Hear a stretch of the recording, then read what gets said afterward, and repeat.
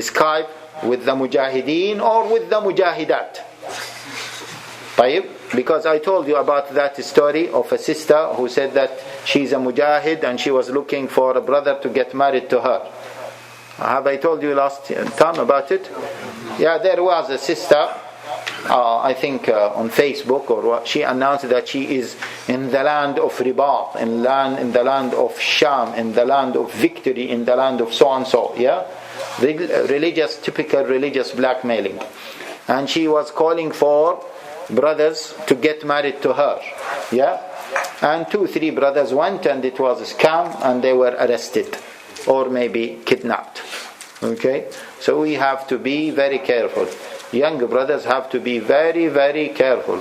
Otherwise they will put themselves into so many problems, and they will put us into so many problems. Okay, for no faida at all. Okay,